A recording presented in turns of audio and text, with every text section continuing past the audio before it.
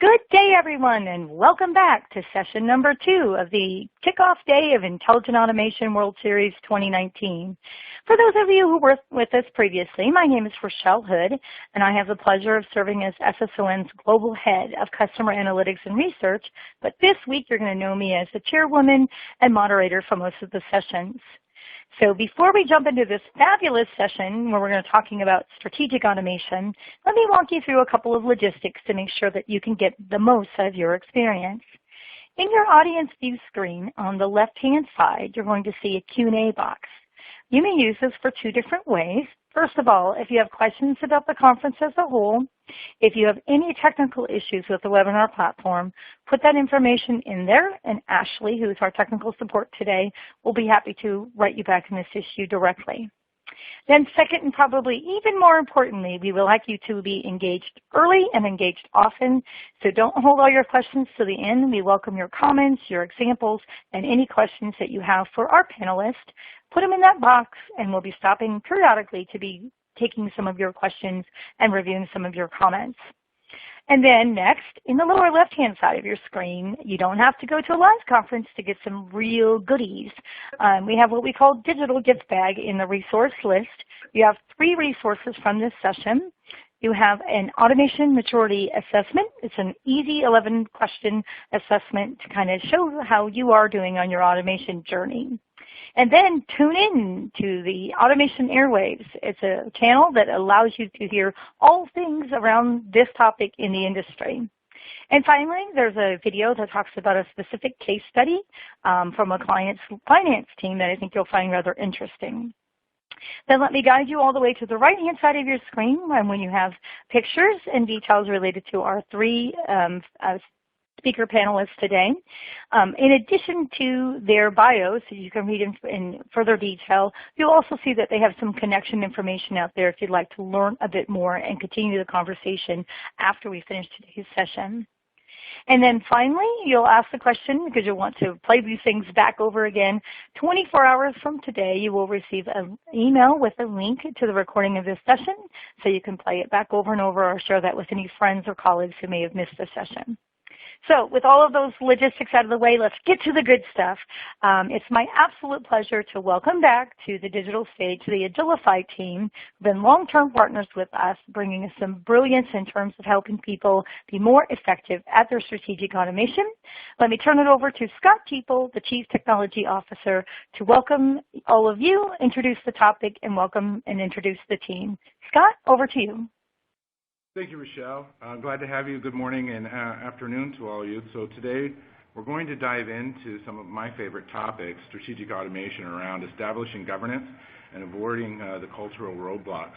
And today I have, I think, 2 of the experts in this space, Kent and Sheila. So good morning to you guys. Good morning, Scott. So before we dive in too much deeper here, I kind of wanted to just start and just remind everyone that, as you may know, Ascension has been engaged in intelligent automation now for 7+ years, and during that time, we've created quite an expertise around some of the methodologies, processes, and procedures.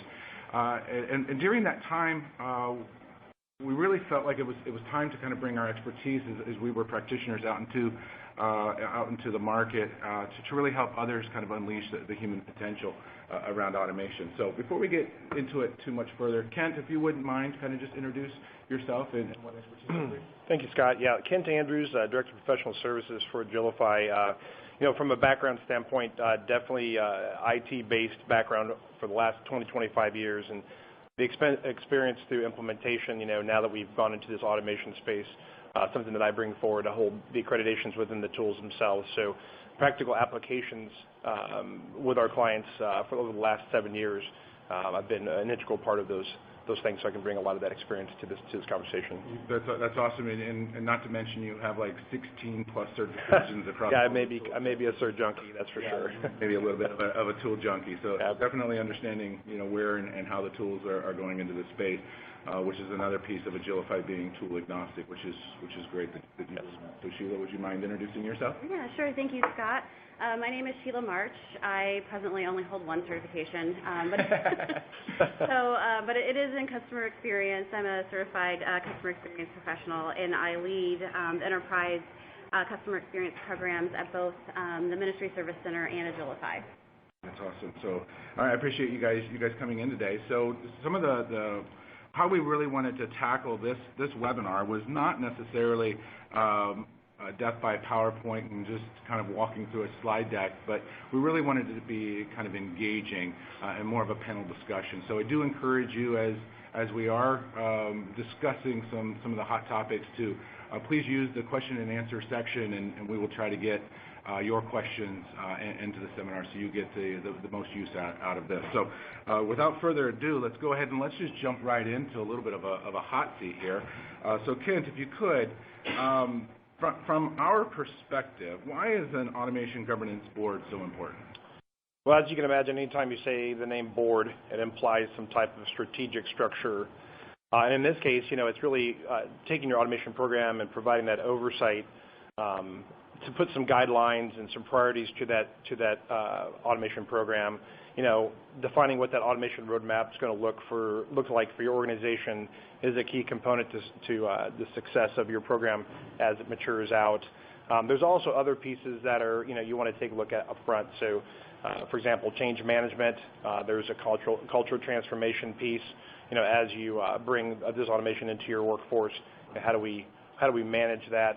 Ultimately, on the back end, there's an optimization strategy that we also need to take a look at. So really just setting the guidelines and that map, if you will, of how you're going to attack this topic of automation within your organization and who's going to be responsible for the outcomes.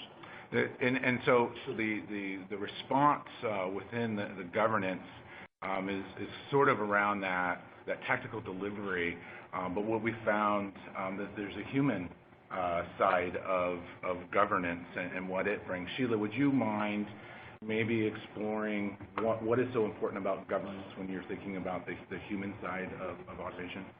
Sure, and when we're thinking of governance, I also think of the change management piece as well. I mean, that has to be incorporated early into the plan, just like governance. And anybody who knows me knows that I like quotes and just like random things. And I think there's a quote out there by Charles Darwin, and it goes something like, it's not the strongest of the species, nor the most intelligent that survives. It's the one most adaptable to change. And I think when you're setting up an automation program, it's a very big change for a lot of organizations, and having that change management piece and that early communication with your employees can really help to drive that. They can be, the champions of their own program, really, and which will definitely lead to a quicker success than without that change management piece. It is so true that some of the stall points that we've definitely have uncovered, most of them come around this automation anxiety, around change management, really taking a tactical viewpoint of an automation program, much like most IT programs. You really miss out on the overall objective of what the automation is bringing. So it is awesome to hear that. So Kent, back over to you. When we look at our governance board and the overall program and a center of excellence, how would one really look to build and scale through the governance board? Well, certainly it's a component that you want to look at up front when you're looking at an automation program. As we engage with our clients, it's more times than not, it's always about that proof of concept. It's always about the first build. It's always about the development of the process, and the different pieces of that governance are often missed. And so we end up having that conversation back with them again in 6 months when they've gotten into more of a federated model where the businesses have gone off on their own. And in a large organization, that can be a challenge within itself. It's something that we've lived through. Even in our own, our largest customer, Ascension, as we take that federated model and all of these business functions that are successful in automation, how do we bring that back in and centralize it? So it's something that you're going to start with, or you're going to want to learn about up front as you take on automation as a whole, as a solution, as a strategic piece of delivery within your organization, to understand all the components. Now, as the maturity of your organization increases, knowing about those components up front is key. You're not going to be able to add them all at the onset of your program, but certainly as it matures out over the 6 or 12 or 18 months to follow, those components are going to be required to keep from hitting those stall points that you referred to earlier that we all know of. So it's a key part of that success. That's great.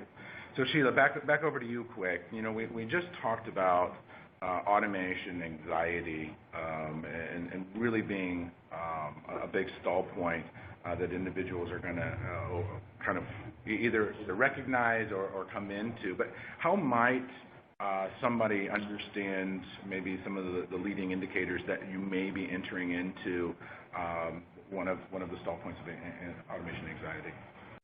Sure. I think, in a lot of cases, if an organization's gone into this without a formalized communication or change management plan, and we've seen this, right, Kent? So we have, yes. You start to have, you start out and it's very exciting. You're going to automate these things and everything's going to be easier, and there's some excitement built around it, hopefully, right? But what you'll find starts happening as a few automations roll out, or even before, if it's not communicated, people start to wonder, how is this going to impact my work?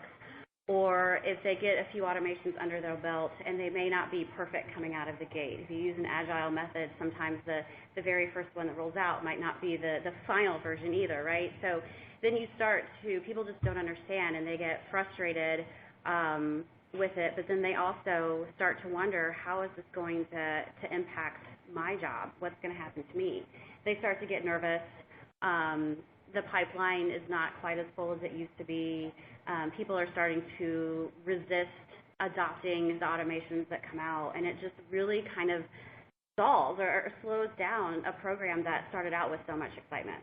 Well, I really, really like that, and we've had several engagements where it's kind of we've seen both sides kind of the story. One is they've done a great job in focusing on the human side from change management. They've got it going, but then maybe they've stalled within the tools. And how do we really formalize the overall program and start maturing that scale? And the other side where they focused a lot on the technology and creating the center of excellence, whether it was through some partner provided guidance, but really have missed out on that human side, and having a partner really understand when to engage with which pieces, I think is extremely important too. Go ahead, Ken. Sheila, you really hit it with the communication piece. It's that old analogy, what's behind the big black curtain. And as typically most would think that automation comes from IT, really where this is actually driven by the business, and oftentimes it's in a small portion of the business or maybe within a department. And the group that is actually pushing forth that strategic effort often sits behind a door, and the folks that they're going to need to be successful are still they're outliers. They're outside of that decision-making process. So from a communication standpoint, we personally at Agilify have adopted some automation awareness, the ability to make sure that those folks out there have gotten the communication and are a part of that early part of the program creation, so that they're there all the way and they understand what it is. It's much easier to do that up front and get their buy-in than to try to do it later down the road. And that can be a challenge for a lot of organizations, especially if you, like so many, work in silos, yes.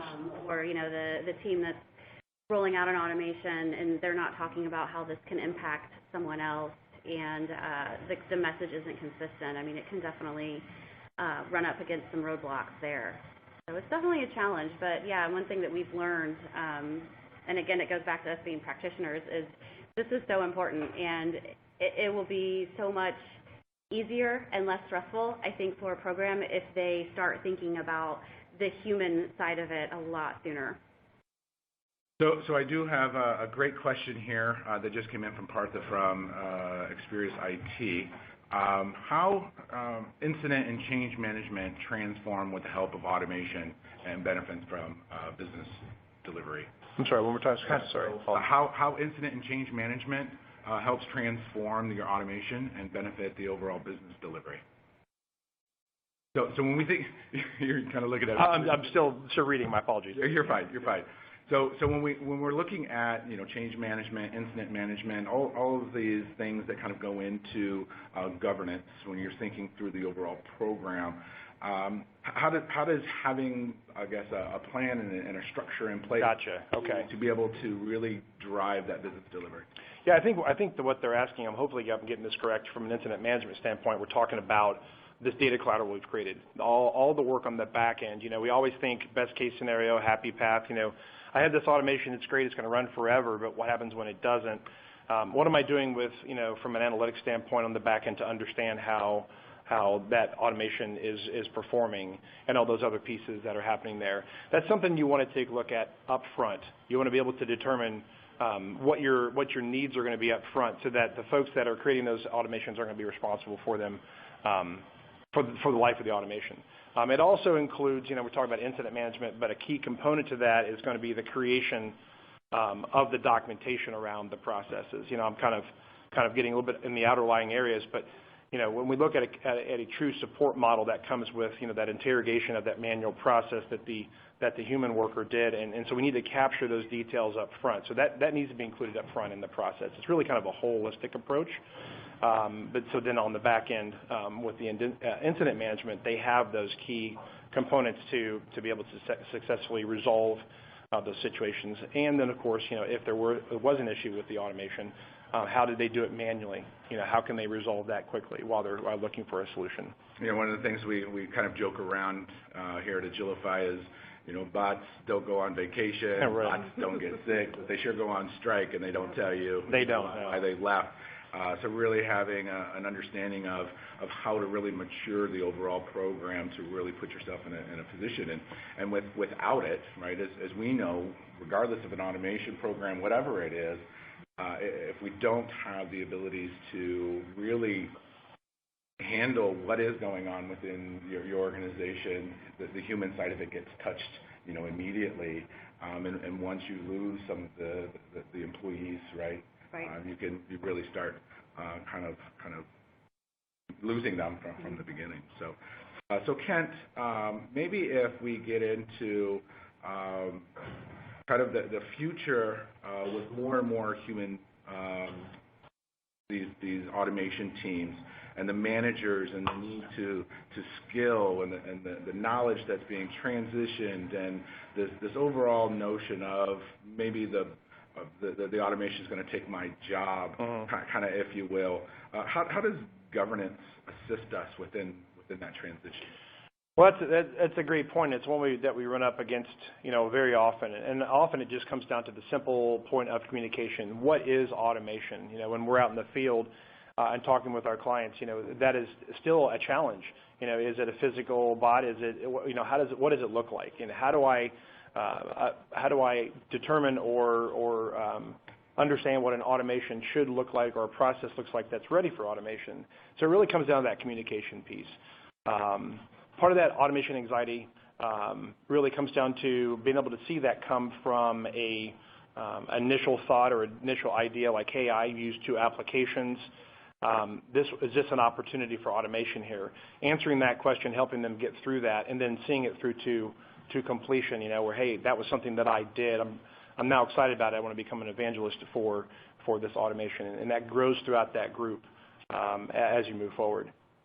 And Sheila, what would you say from a human side, right, this whole reskilling kind of thing? I know that I think there was a question that I just read that was sort of kind of coming around this reskilling of employees and really kind of quantifying kind of the human side. So what advice could you give, everyone out there when we're really looking at how the automation is really transforming from a reskilling from a human touch perspective?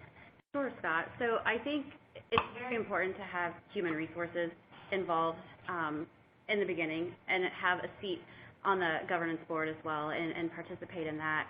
I think there is a time when, we're not necessarily automating entire jobs, right? We're automating tasks within a job. And in the end, that job is going to change and in turn the job description. And that human is now going to have a relationship with a bot per se, and their job is going to be a little bit different. Maybe now they're going to get to spend more time talking to the customers or performing certain analysis work. Do they need to be trained in that? Do they require some soft skills training? So I focus on customer experience, so we're always talking about that emotional side that your customer has with every interaction. So is there a need for soft skills, for more empathy training, and skills like that are going to have an impact beyond what they were doing prior to the automation?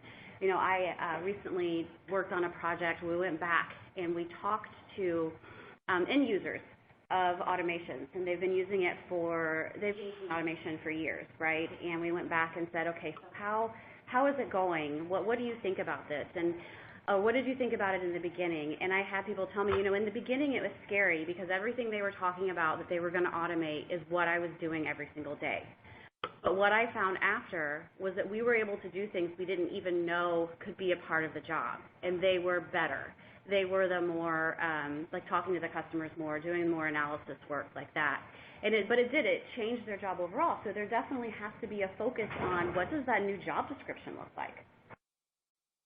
Yeah, I really like that, and having that journey mapping session, right? The understanding of, or the employee engagement journey, kind of in the early stages to the middle stage, and then the end, and a little bit in the light of continuous improvement, right? You just can't forget about those that have been there for a long time, and really circling back and getting a really firm understanding to say how this is impacting them from a personal side. So there's a great question out here, Kent, and I think it goes back to a comment as you were describing kind of the centralized, federated, this hybrid model.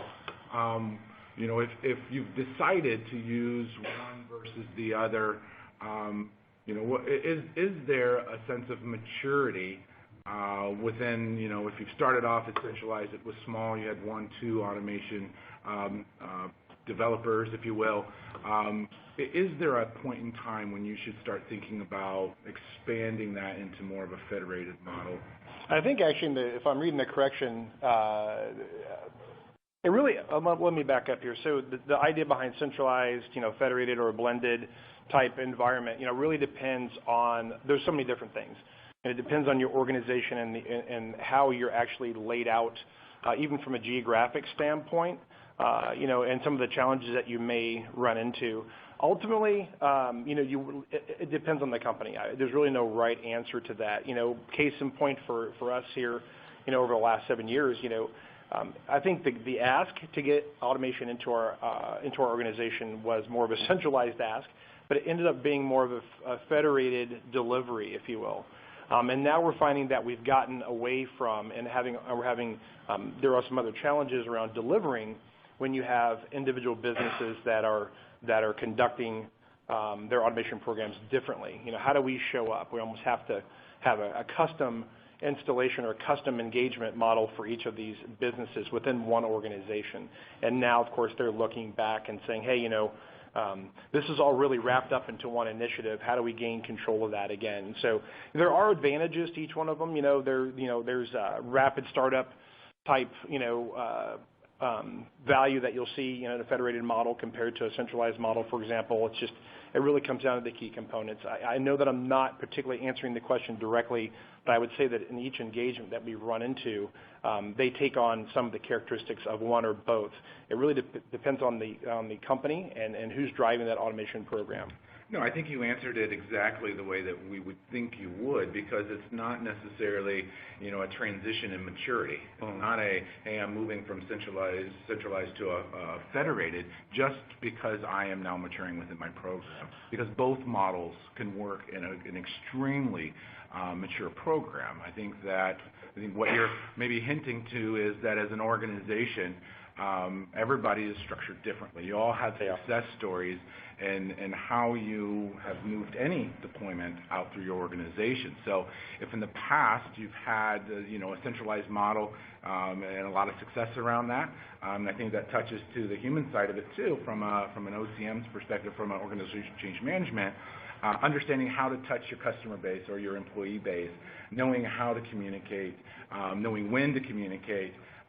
It really comes down to what's right for you along your journey and how you're going to make the best impacts. You may also think about your employee base, and do you have highly skilled kind of process-minded individuals may be more apt to go into a federated model, as you can get the tooling out, right, and empowering them to kind of pick up some of that versus having this centralized in a single organization. Well, looking back at Antonio's original question too, I mean, there also is the component of where is that developing happening? Are you engaging a third-party vendor to help with that? Are you managing citizen development within your organization? What tool have you chose, and what skill sets required? Oftentimes that's not possible in a federated model or in a more business-centric or business-driven model where you need outside IT help or you need specific skill sets to be successful. But all of that, something you would want to define in your roadmap with your governance board up front to understand how you're going to scale. There. So we got a great question here from Jeannie from Energy. Which companies are leading the way in strong intelligent automation journey? Either one of you? Well, I think we would be biased, and we would say, well, Agilify is leading the way in delivering this. And in fact, we have an assessment that's out on our website that I think it's like a 10-question, kind of gives you an understanding of maybe where you are within your journey. We are seeing, that the partners, I think that if you're really looking to scale, just from our own practitioner perspective, kind of doing this for the last 7 years, there wasn't anybody really available to help us out. There was, the 15 stall points in the global IAH2 report, right, was really, birthed out of a lot of troubles that we've come across, right, frustrations and lessons learned, and having a partner or a confidant that can help you through your journey, and especially if you're identifying that you're moving into one of those stall points, don't hesitate to reach out to a partner, if I dare say, Agilify. So Andy from Energy also has a question. So while we're hitting them, which part of the business do you see RPA sprouting up from? HR, finance? Is there a particular area? Literally anybody who understands what automation is, it's sprouting. I love the word sprouting. Definitely HR, finance, some of your high volume, business functions are great opportunities for that. We come from a clinical healthcare organization where we were born, and there's a lot of opportunities within the healthcare space. Pharma, energy is another space. It really comes down to the value that each individual process provides, and as we take that forward and look at the value that process provides year over year, we get to a total program yield types, quantification. It can really happen anywhere. It can happen within, CX, like what Sheila's doing. Happens within our own organization as we look at the inability to work between a legacy application and something else we're bringing on board, and how can we leverage automation to provide that middle piece or that API piece, if you will, between these two applications, for example. So I don't think it's really you're really stuck within a particular function within your organization, and it comes down to the program champions. It comes down to the folks that are excited about automation. They're going to find opportunities within their organization for this value. It is so true. Within our early stages of the journey, and I think it came down to your business leader and an understanding of automation, right? What it can do for them.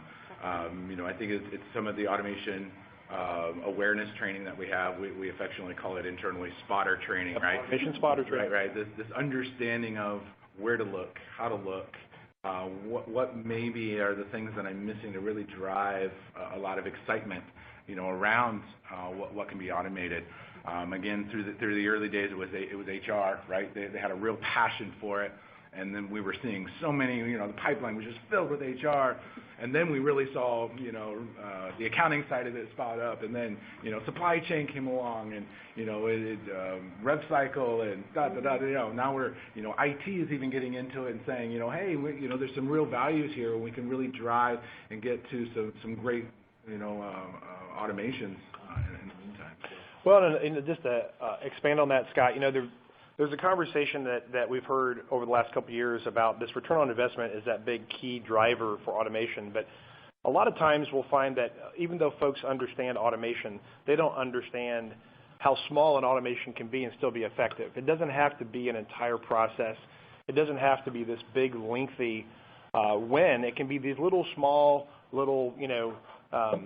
morsels, if you will, of their automation program that are the quick wins. They're the automations that take our sprint, a team, maybe a 1 or 2 week sprint to throw together with all of the surrounding components and things like that. So it really comes down to education, comes down to communication. That's definitely going to be, I think, an evolving theme of this workshop today. It's just making sure that everybody's included in understanding what's successful, what success looks like, and it comes in a lot of different variations. Well, just to get back to one of my canned questions, I know that I've been dying to get to this one. So thank you for all of your questions and keep them coming in. We're definitely going to get to them. But so Sheila, one of my favorites is all the 3-letter acronyms that are being thrown around here. ROM and COE and and OCM, right? What does organizational change management? As we talk about unleashing the human potential, could you tell us just really more about the importance of organizational change management and how it touches the employees themselves?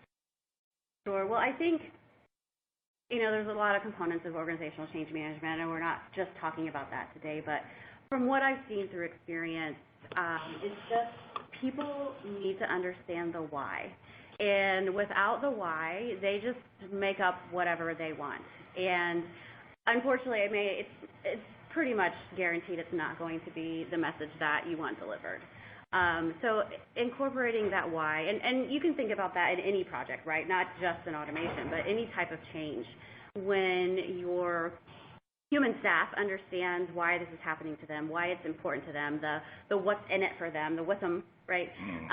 Then they're able to kind of incorporate that into their purpose and understand, basically why this is happening. Instead of feeling like this is happening to me, they're able to feel like hopefully that they have some control over it and that they're involved in setting up the program and determining, what tasks can be automated. And in the end, again, it'll drive that adoption. And we've seen, I know there are studies out there that have shown the strong correlation between an effective organizational change management plan and projects having a higher success rate in meeting their objectives, staying on budget as well, and delivering the ROI, within the time frame that they're hoping for, instead of hitting one of those stall points and delaying those returns. Sheila, you bring up a great point, and the words that I heard were acceptance and adoption in that message. As we look at OCM, it's kind of like a triangle or a pyramid. You've got the process, you've got people, and now you're trying to throw this technology as a foundation to connect the two. And so it's very important that as that design is going on the technical side, the people are involved, as the development's happening, even through delivery, because ultimately if they embrace the solution, they adopt it, and then they use it, it's going to be successful. So they need to be involved through that entire process. There's a lot of key components there.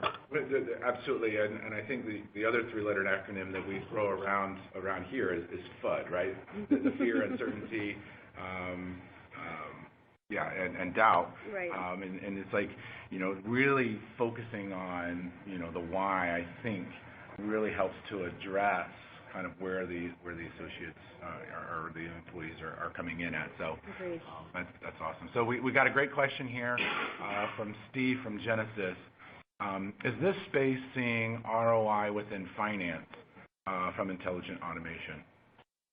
So I guess I'll go ahead and I'll answer that one. So if you look in the gift bag, we have a case study For one of our clients, we did a fixed asset where we've actually have accomplished a $500,000 ROI annually, and that work continues. We do have several clients that we are actively engaged with through their digital transformation. So when you're looking at how you're going to transform, how are we really going to move these things, how are we going to get the best out of our accountants, right?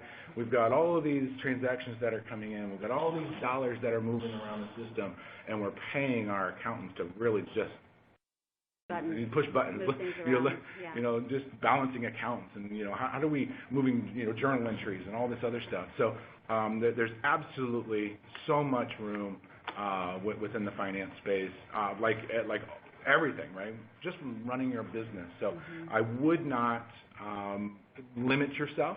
Another thing that we like to say within Agilify is a big box of possibilities.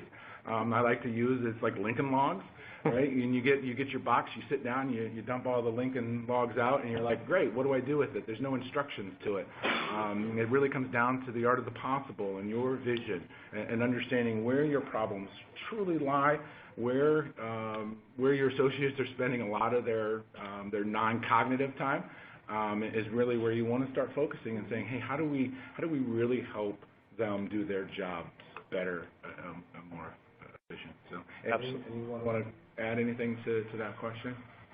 No, I would agree with you. I mean, I've spoken with people on this team, and it's kind of funny, especially in high volume and very large finance organizations. You go after these college-educated CPAs or financial analysts, and then they're performing, transactions all day long. And, for the most part, of course, they're capable of so much more. And if you take a lot of those just remedial tasks and the button pushing away, then they are freed up to do that analysis work. And from an employee experience perspective, I mean, it's definitely a huge win. So we've got a good one here from.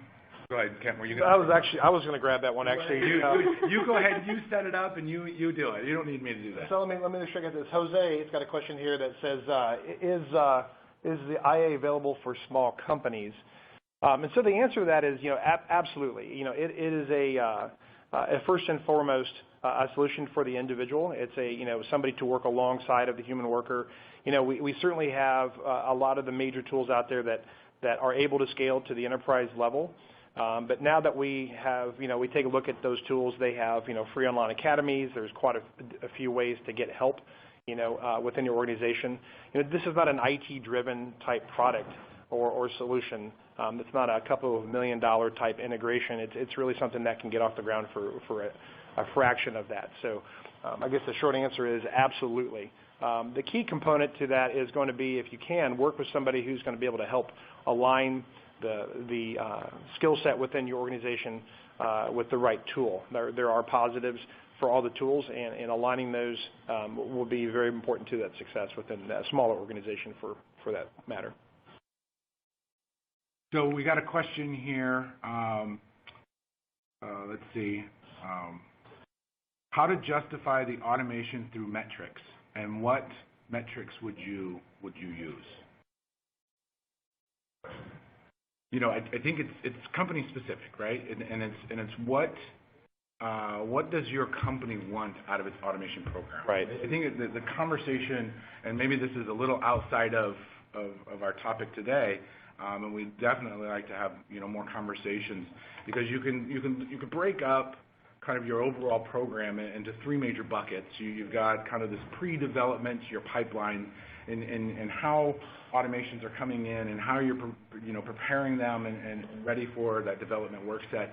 There's a group of metrics around that, and I'm sure that as you're looking at the overall automation journey, really wanting to drive expertise and keeping your funnel filled. Then you've got your development journey, right? You've got how you are managing through that. Are you an agile? Are you a waterfall? Any automation, any development type shop has automation metrics around how do you drive excellence through that. Then you have the backside, right, which is your digital workforce, what we call your digital workforce, or that post-production support. And there's a whole lot of metrics that you can bring into that. And I wouldn't say that one is any more important than the other. So if you're really looking at defining your metrics, my recommendation is to really start there. Do you have any? No, I was just going to add that, within organizations, if you look at processes that are not automated, there can be lean transformation objectives. There can be, CI components or continuous improvement components, Six Sigma type, frameworks apply to this. And that would be something that you can look at. It's something that we look at internally here, with even down to our timings and our automations, For them to work is one thing. For them to work at their highest efficiency is a second piece, and so that's really where we've talked about design authority, and we talked about the components of the governance and some of the standards that need to be put in place. That's where those efficiencies are going to be driven from. Ultimately, as you move forward in these products or automations go into production, are they actually providing the value that we thought we'd see up front? Are they following these standards? Are they performing at this optimal level that we'd hoped for? Have we gone back from a continuous improvement standpoint and done our plus delta type evaluations on it and made sure that we're squeezing the most amount that we can out of it? And then from a matrix standpoint, there's various ways, either through dashboards, and we've even put in some tools in-house here that allow us to gauge the performance off the last time it ran and looking for any kind of discrepancies and things like that. So there's a lot of options there, custom options. Yeah, and I think that I answered that. Thanks, Kent, and it was great. The fourth piece, I guess, that I've missed, right? And I think I caught myself. And what I even described earlier was focused on just one area of the automation program. And what I described, or what we were describing, was really in the tactical and the delivery of your automation program, but not necessarily around the human side of how do you measure, right? This is some of the first times ever that we're seeing where supervisors and managers are having to change the way that they execute and how they manage in their day-to-day, instead of getting success by the number of, we say belly buttons that they manage, right? Now we're moving that work and those processes out into a digital kind of space, right. Even though they still have ownership of the process and the functioning of that process and the success of that process, regardless if it's a human worker or a digital worker, and giving them the visibility that's required, so that way they can manage through their day-to-day is also where we've taken a big focus. Okay, so we'll go back to the questions list. Please keep coming in. Hopefully we're getting through them and answering them as you would have hoped. So I've got one question here around non-paper-based processes. Why do we see, or why does the industry seeing that the non-paper-based, the digital, seems to be a little more adept within this automation versus those that maybe are still kind of in a paper? And I guess I would answer that just from my perspective. We're not necessarily seeing within the digital space high accuracy of kind of this or OCR, this optical character recognition tools and technologies. There are some that are out there that are starting to make a lot of great headway, but there's still a heavy investment to get to that. And when we're looking at what intelligent automation brings from the onset, from the very beginning, is this real small investment to get these things going. And as you start growing your automation program, you start getting into the full digital transformation. Now you start looking at the ecosystem of the art of the possible, and those are great things to dream about and to look for and try to solve. But gaining along the way.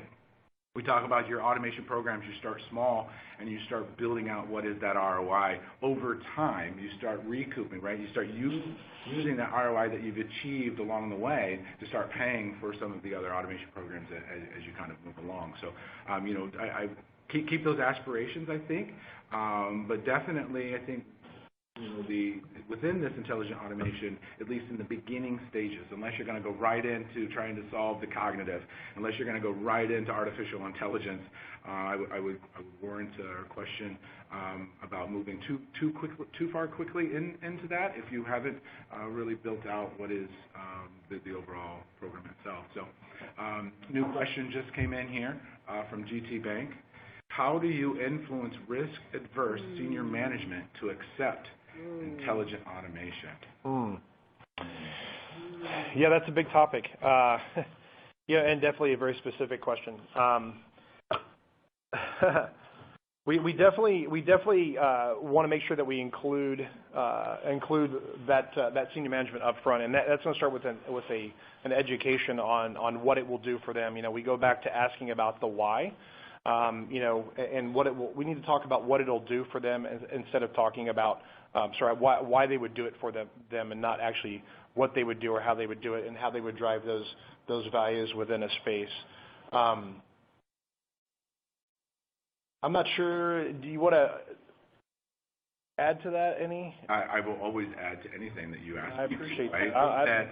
I would first ask, of the senior management, when have you ever got the individual wrapped around any kind of ideas around transformation, right? If you think about the history, think about how your engagement has worked. It's not necessarily just except intelligent automation, right? The intelligent automation is proven. It's here. I'm not sure that there's a lot of evidence that supports that it's not real. The tools are here. The tools are proven. And if the senior management is having issues coming around to that's one way that you can tackle it, right? So proof of concept, proof of technology, something that shows kind of the expertise.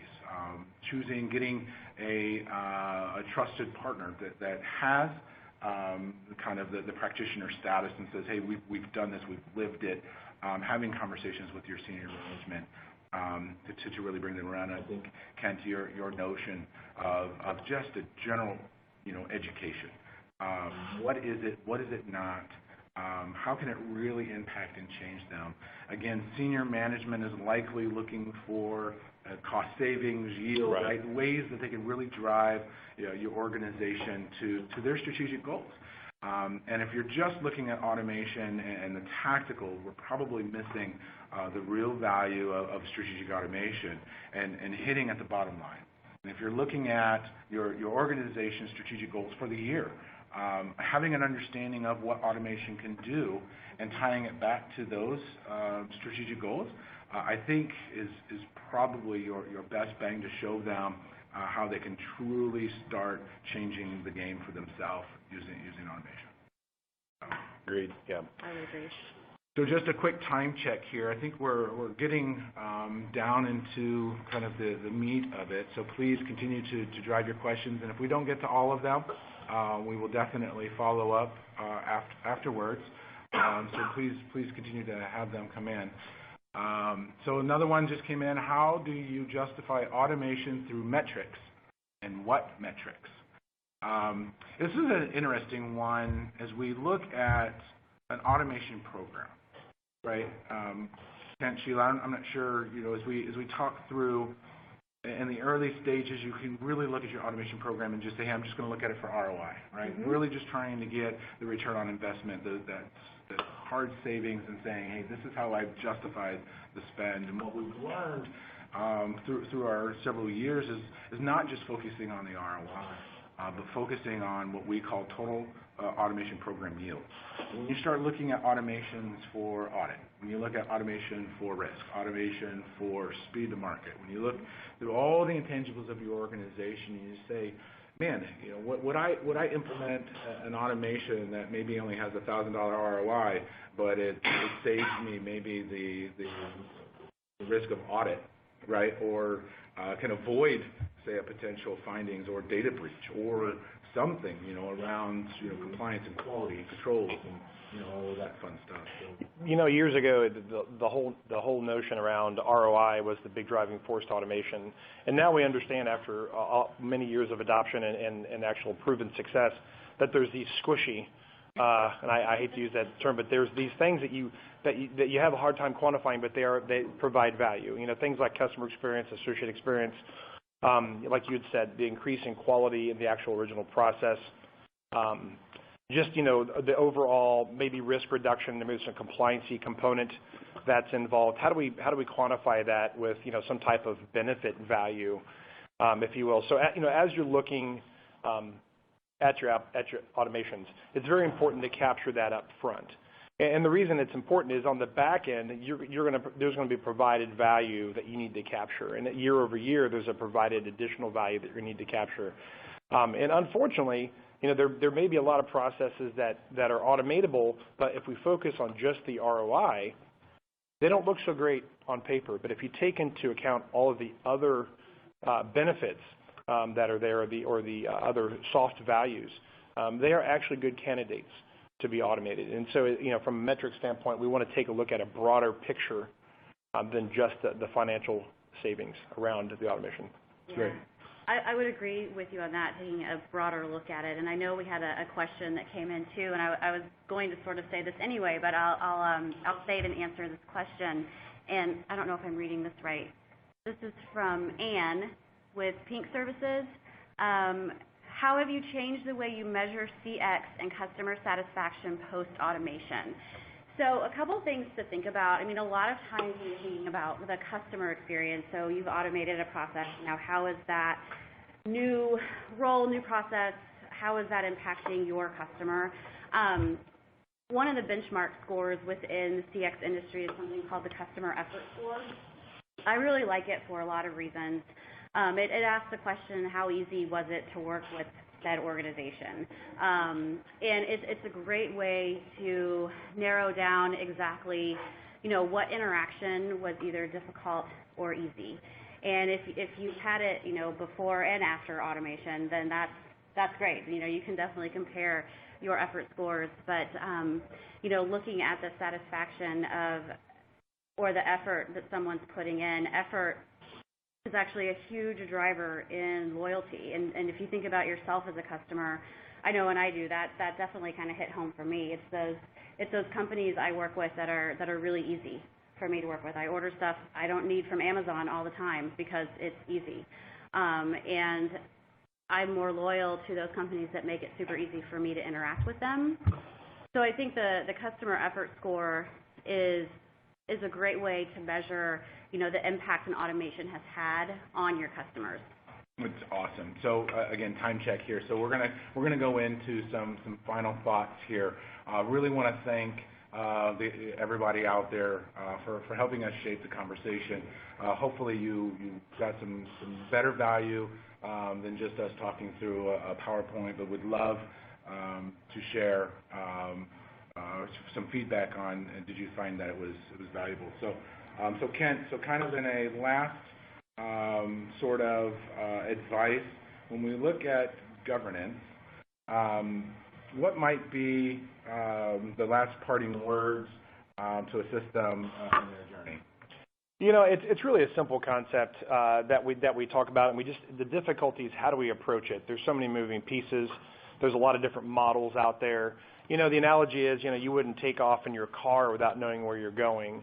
It's the same with your automation program. I mean, it's very easy to say, hey, I'm going to grab, one of the automation tools and I'm going to start developing. But there's all these other things around that you're going to need to truly be successful. This is not just a simple Excel spreadsheet task for a specific instance within a process. It's a much bigger engagement. So, aligning yourself with somebody who's been there and done that to understand and build a roadmap that defines the priorities, the guidelines that work within your organization are key components. Define those up front. Don't define those after you've already taken the first steps to put in that automation. There's going to be some frustration that you will go through if you go that route. There's going to be some even rework, or as you mentioned, Scott, there's the tendency to hit those stall points along the way. So defining that up front, getting a program champion, understanding who's driving automation within your organization are a lot of the key components. The delivery mechanism, that is probably one of the second tier type important within your model as you move forward. So, really the key is just standardizing And then, of course, as I've said all along, make sure that there's an excellent communication mechanism so that all of the stakeholders involved are up to date and all have the same vision. Awesome. Thank you for that. All right. So Sheila, last parting words for everyone around cultural roadblocks and the customer side of it and unleashing human potential. What advice would you give our listeners? You know, I would echo Kent's advice, especially around the communication plan, obviously. And I think it's important as you're setting up your program, if you're in the beginning of your automation journey, that you are setting it up with the knowledge that this is going to impact your employees' lives. And automation is extremely personal for people whose jobs are going to be changing. So keeping that in mind when you are setting this up, when you're building those communication plans, and understanding who your stakeholders are and the best way to communicate with them is so essential to an effective plan. And if you are further along in your journey and maybe forgot about that part, you can go back and talk to your employees and figure out maybe where the gaps are. And go from there. And having a trusted partner to help you through that is definitely the way to go as well. Well, thank you for that, and thank you for everyone and your time. Don't forget about the goodies bag. Rochelle, I think you're going to kind of take them through that, but you can definitely learn more out on agilifyautomation.com. Look for the maturity assessment that we have out there that helps kind of shape where you are in your journey and maybe get some quick advice on what to do next. I think also a couple of great reads from SSO on the global IA reports. Please make sure that you take a look at those and read those. And don't miss the Automation Airwaves channel that Agilify has launched, where we're going to continue to dive into topics just like this, and look forward to any feedback that you share and where you would like us to head next within that webinar. So thanks, everyone. All right, Scott, thanks so much for that. Scott, Kent, and Sheila, huge thanks to all of you. That was a very engaging discussion, and the questions are really flying off the screen. So I know there were some of you we didn't get to, so please don't worry, because I will be sending them to the team, and they'll answer them back to you directly. As Scott highlighted, just one more quick reminder, tomorrow you'll all be receiving a link to this recording, so you may play it back if you want to listen in again or share it with any colleagues who may have missed it. The 4 resources are available for you in the digital gift bag. I added one more during the session because Scott made reference to the global market report. We refer to it as H2 because we do it twice a year. It goes through all the individual stall points that were highlighted and brought in some of this discussion, how to avoid them, considerations for them, those types of things. We do that twice a year, so with that link you'll also be taken out to the location where the other reports are as well. And the assessment that Scott mentioned, that is the top of your resource gift bag, called the Automation Maturity Assessment. You can directly link from this session and go over to that document if you want to see how you're doing. So please take advantage of those little gift bag items. Super thank you to the Agilify team for this session and your long-term partnership with us, helping us all be better and more successful at our strategic automation. Thank you to those of you who are dialed in live, and a special thank you as well to those of you who are listening to us in the on-demand recording. And as Scott mentioned, the conversation doesn't finish here. You'll see that each of the presenters have buttons next to their name if you'd like to connect and engage with them, or go out to the Agilify site for more information. On all of that, let me just announce that we have one more session for opening day today. So please join us back at 1 p.m. U.S. Eastern Time, in which we're going to be talking about accelerating and amplifying the power of automation with process discovery. So we hope to see you back then. And on that note, this now concludes this webinar session.